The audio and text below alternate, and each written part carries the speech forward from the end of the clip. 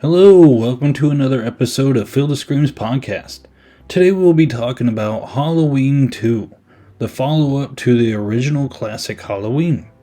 To start this movie does a callback to the original ending of Halloween, though in the callback, there are some claims that Dr. Loomis shot Michael 7 times. I think they redid the ending and they have 7 shots in it, and then I guess he's also fallen off the balcony in front of the house instead of the back of the house, but whatever, we'll leave it. So this movie starts off with Dr. Loomis going out to the yard to check that Michael's body's still laying there, and of course it's not. And I think this is the start of the spiral of crazy Dr. Loomis. We get a lot of crazy moments from Loomis in this film, which is a good thing in my opinion. Loomis sees the blood on the grass, puts his hand in it, looks at the blood, and he just kind of stares at it for a moment. And then Laurie's neighbor comes out, and they're like, "Hey, is everything okay?" Even though 6 or 7 gunshots were just fired off. And Loomis is like, "Call the police! Like, bad stuff's happening." And then the neighbor responds of, "Man, is this a trick? I've been trick-or-treated to death." And Dr. Loomis looks him right in the eye and says, "You don't know what death is." And then it plays the iconic din din din din din din din din din din din din. And it's just a great beginning to this movie. It sets the tone right away and gets you excited for what's to come. To build off of that, we also get some point of view camera shots of Michael again. This time he's in the alley of the neighborhood. He goes into like this old person's house and he steals their knife. He doesn't kill them because he hears on the radio that the story's out, they're looking for him, so Michael's like, "Oh, I better get out of here."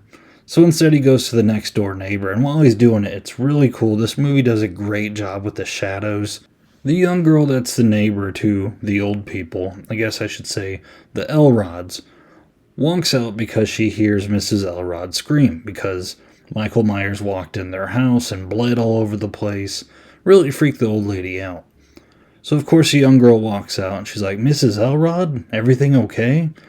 And instead of being really freaked out and calling the police, she calls her friend. And it kind of cracked me up. While she's talking to her friend, she's like, "Yeah, that Mrs. Elrod, she's always mean to her husband. He probably just got sick of it and started beating on her," and just shrugged like as if that was no big deal. And I think she even says like, "Oh well," like on the phone.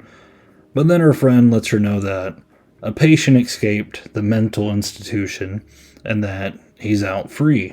And as the friend's telling her that, she realizes that someone has broken into her house. And of course, Michael Myers sneaks up on her and kills her.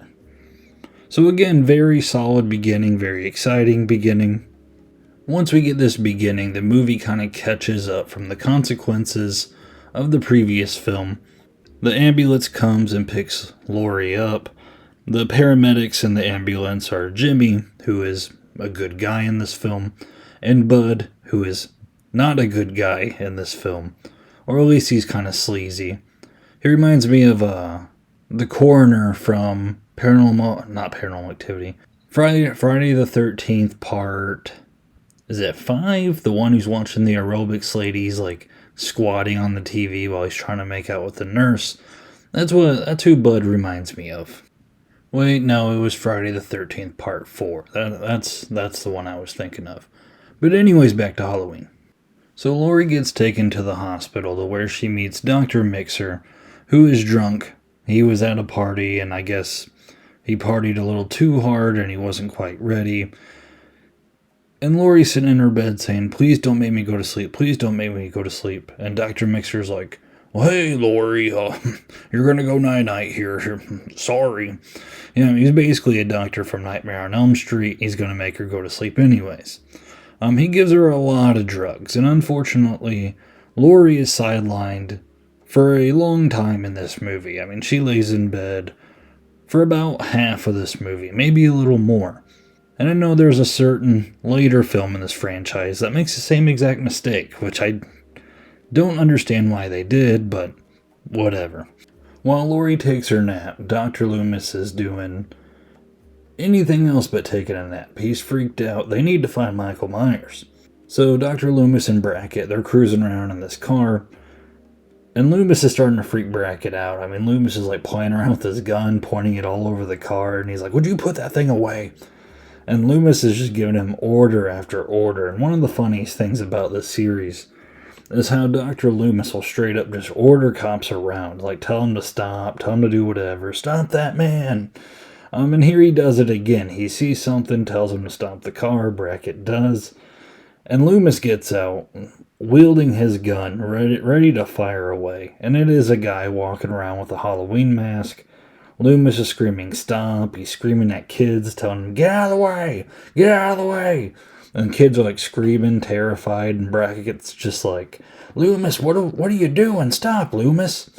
The guy in the Halloween mask, who happens to be Ben Tramer, who was the boy that Laurie had a crush on in the very first movie. Ben Tramer's terrified. He's like trying to wander away. He was drunk at this point. And Loomis is pointing his gun right at him, saying, "Stop or I'll shoot." Brackett's trying to wrestle the gun away. And then all of a sudden another cop car comes flying in, hits Ben Tramer, and does not hit their brakes at all, and slams Ben Tramer into another car, which then explodes. Like, what is that other car full of? Like, is that car full of gasoline? But I mean, this guy is just roasted. Like, he's on fire, and the cop gets out, and he's like, "Oh, he came out of nowhere. I couldn't do anything. I couldn't stop in time."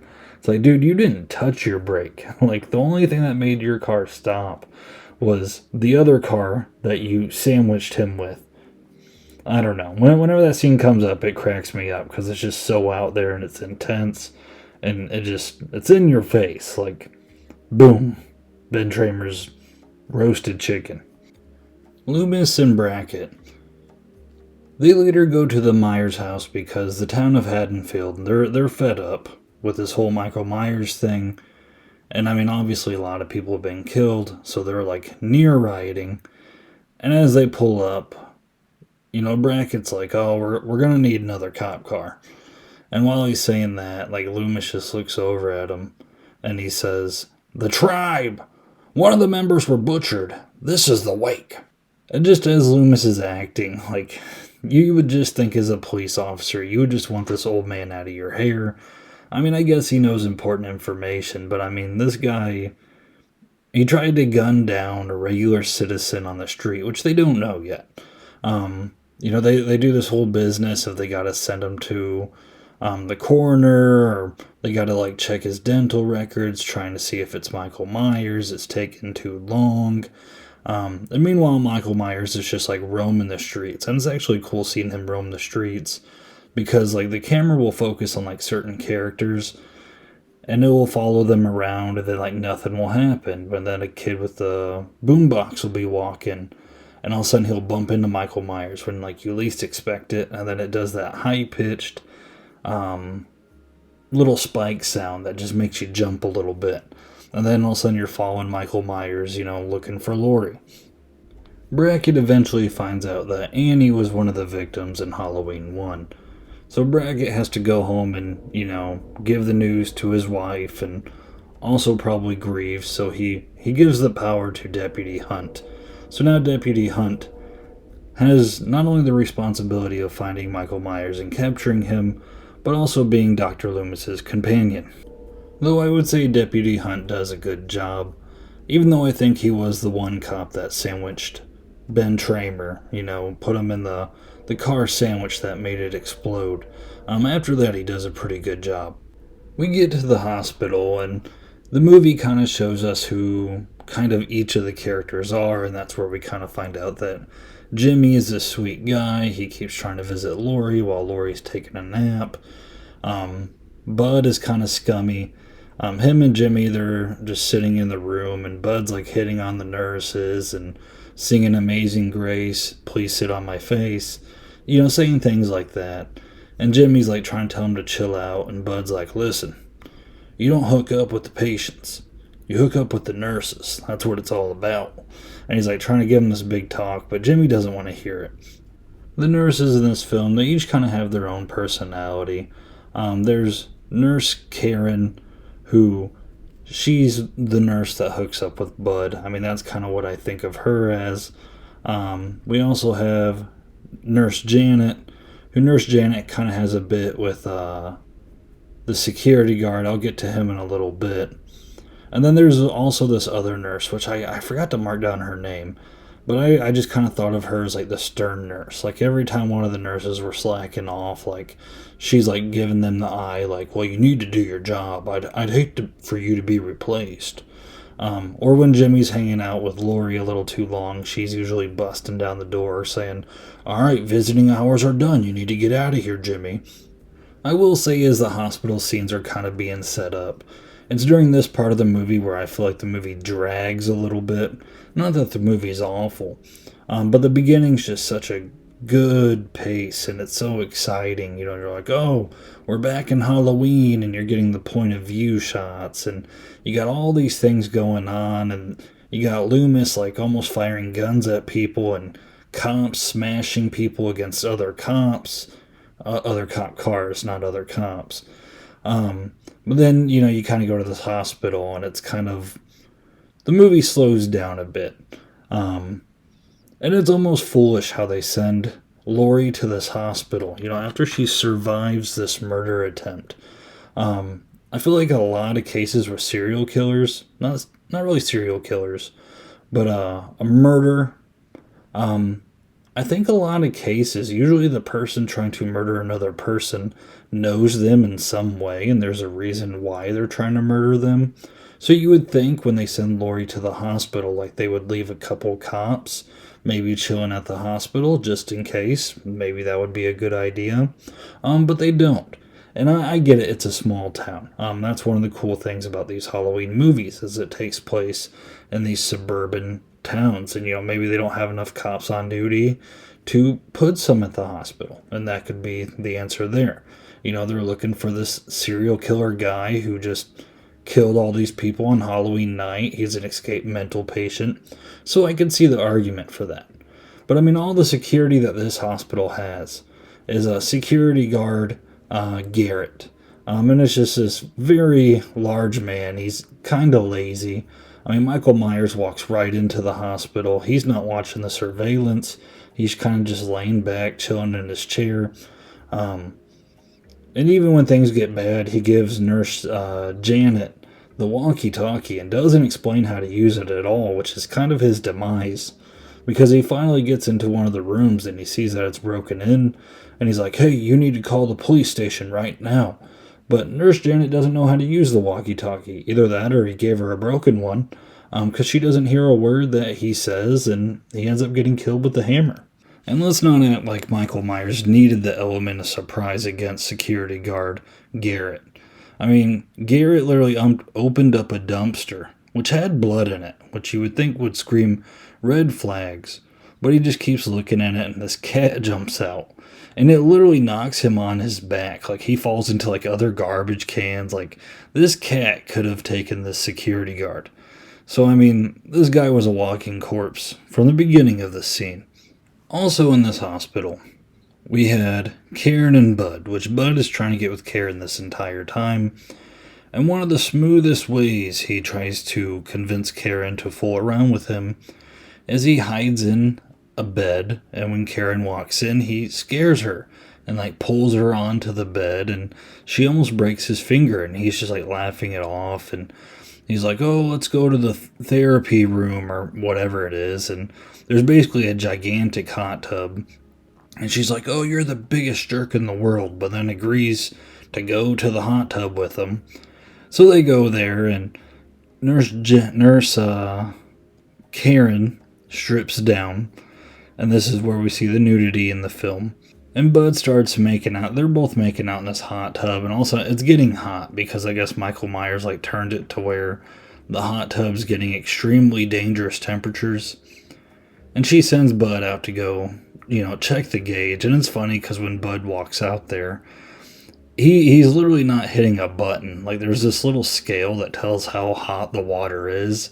And Bud walks out to it and just looks at the scale and just starts rubbing it, as if that's going to change the temperature. But Nurse Janet, she gets out of the hot tub. She puts a towel around her. And while you're watching her put the towel around her, you see the silhouette of Michael Myers strangling Bud in the other room, which I thought was kind of a cool kill itself. And then Michael Myers goes out there and dunks Janet's head into the dangerous hot water. He does it several times, but she drowns. But even when she drowns, like when he pulls her head up, like it's a really gross effects on her face. Like her skin is like peeling off. It looks like dried glue, or it's just really gross. You know when you lay out in the sun all day and then your back starts peeling? Like her face was at that point after about 40 seconds of head dunking. Which credit to this movie, one of her first lines, she's talking about how lame a party is. And she's like, yeah, it was so lame. We were bobbing for apples. Literally bobbing in water. And that's how she dies. So, kind of cool foreshadowing there. By this point, Michael Myers is picking off staff members one by one at the hospital. Some of the cooler kills, there's a point to where one of the nurses goes into Dr. Mixer's office. Because apparently he drugged Laurie a little too much and she couldn't wake up when Jimmy snuck into the room again to visit her. When she walks into the room, Dr. Mixer's just looking ahead at it like a fish tank, and when she spins his chair around, he has a needle in his eye. Now, I'm not really sure what Michael Myers injected into his eye. I mean, maybe a needle in the eye would kill someone. You would just think they'd be like kind of struggling around, maybe. But I guess in the right angle, maybe that would kill someone. But as the nurse is freaking out, she's like stepping backward. And one of the coolest imageries of this movie is like behind her's like pure darkness. And then very slowly you see Michael Myers' mask like light up just enough so that you know Michael Myers is just right there. And then he grabs her and he injects a needle into her temple. So she's gone too. Another cool kill is Jimmy when, we're getting to a point to where there's not a lot of nurses and staff around anymore. Jimmy's running around trying to figure out what to do. And he sees the stern nurse like wrapped around this like little bench area. And he's just kind of looking at her and he realizes that Michael tied her down and that he stuck IVs in her arms so that her blood would drain out on the floor. And it's a really gory kill. That's one thing that's different in this movie compared to the first. There is a lot more blood in this movie. And Jimmy kind of looks at it and he freaks out. And he goes to sprint away and he completely slips, falls, hits his head, and knocks himself right out. By this point, Laurie's kind of going in and out of consciousness, kind of just walking down halls like a zombie. She even goes into this one room and just kind of chills there for a bit. Doesn't do a whole lot. Again, Jamie Lee Curtis does not do a lot in this film. And kind of the wrapping up arc of Dr. Loomis. Dr. Loomis and the deputy, they're in an elementary classroom, kind of seeing where Michael went, kind of tracing his blood where he was walking. And I mean, they're looking around. And they see a picture that a kid drew of a family. And there's a girl that's on the picture. And I guess Michael Myers took his gigantic knife, his big weapon, and stabbed it into the picture of the little girl. And he also wrote, as Loomis pronounced it, Sam Hain, which I guess it's really pronounced Samhain. But Loomis calls it Sam Hain. I kind of I don't know, it sounds a little more catchy that way, but I guess if the correct way is Samhain, then that's what we'll roll with. And Loomis kind of gives background on that because these people come and they want to take him out of the state. Basically, the program that he's in, they're like, hey, you're done, bub. And they put him in the car, and Loomis is explaining the ancient mythology to Michael Myers because of the one word that Michael Myers wrote on the chalkboard. And while he's explaining it, there's kind of this reddish tint on his face. And it's kind of just a cool little effect that they put in while Loomis is again being the hype man, explaining all the mythology, explaining that he's not a man, he's an animal, and all this stuff. Again, Loomis is great in this film, just like he's great in every film that he's in. Meanwhile, while Loomis is giving background to Myers and his mythology, Jamie Lee Curtis is now kind of fully waking up, and what really wakens her up is there is a nurse, like the last nurse left. She was supposed to drive away and get help, but all the cars' tires were slashed and they wouldn't start.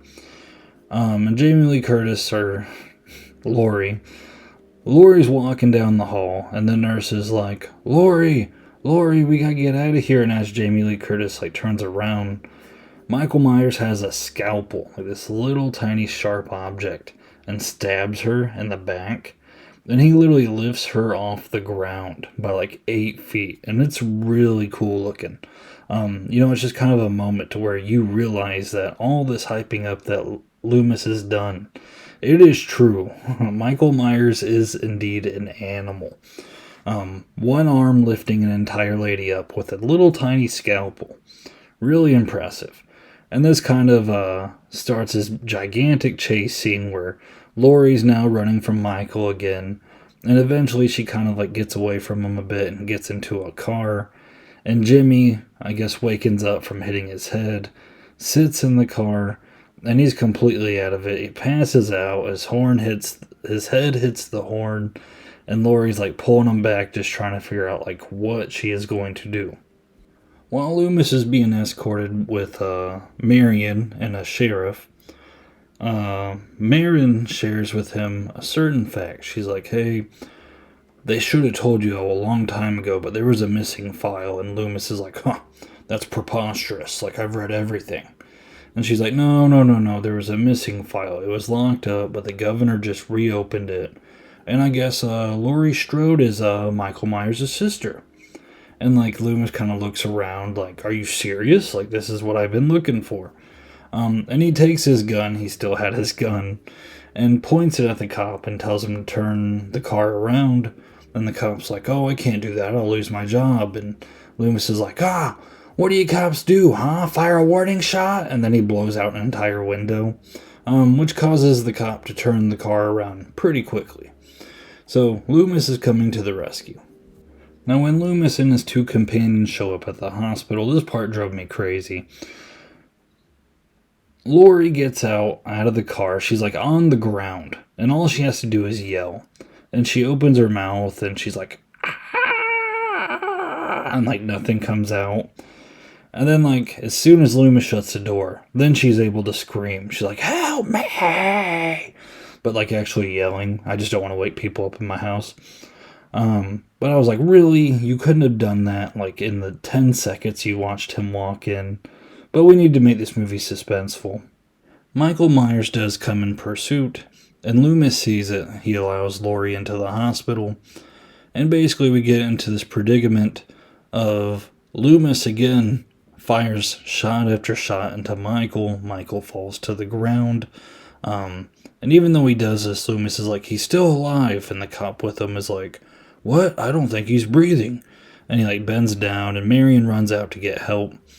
And of course Michael Myers kills the cop, because what's he thinking? And then Michael Myers chases Laurie and Loomis deep into the hospital where there's all this gas in the room. They go in there. I guess Loomis had a spare gun. He gives Laurie a gun. He has a gun himself.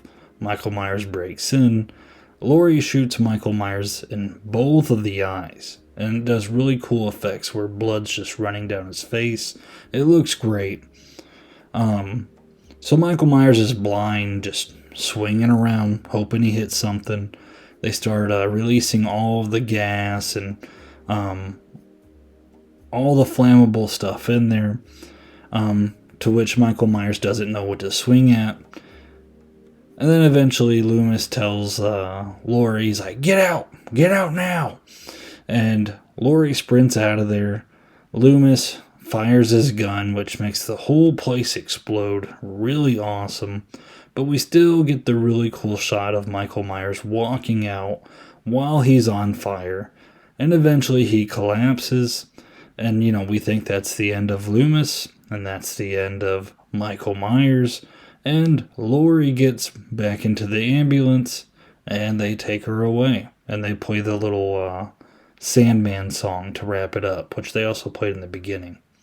Now, of course, anyone familiar with this franchise knows that that is not the end of Loomis and that is not the end of Michael Myers. But I mean, for the time being, this was a pretty solid sequel to the first movie. Was it better than the first movie? Probably not, but I mean, that's kind of a high bar to hit. But what this movie does have is it has a lot of good scenes where Michael Myers is looming in the shadows. It has a lot more gorier kills. The soundtrack, again, is awesome, just like the first film. And I would say the only downsides are there's just parts of the movie that drag a bit. The movie does feel a bit long sometimes. But I mean, it kind of expends the lore of Laurie being Michael Myers' sister. We see the after effects of the first movie. This movie does a great job with that. Basically being a continuation of the first film. Like, this movie literally feels like a part 2. And that was their goal, so they succeeded. So again, really good movie. A solid sequel, which is hard to find in this franchise sometimes. And just really good for its time. It can drag a bit, like I said. I'm repeating myself here. You get the point. I mean, it takes place in the hospital. They shouldn't have left Laurie on the bed so long. Some parts shouldn't have dragged so much. But overall, it's a pretty good film. I enjoyed it, and I think a lot of others enjoy it too. So I would say this wraps up my review for Halloween 2. If you're still listening, please feel free to subscribe so you know when the next episode comes out. I will be covering Halloween 3. Please like this video so that, it gets out to other people. That helps out the channel a ton. And again, thank you so much for listening. Until next time, guys.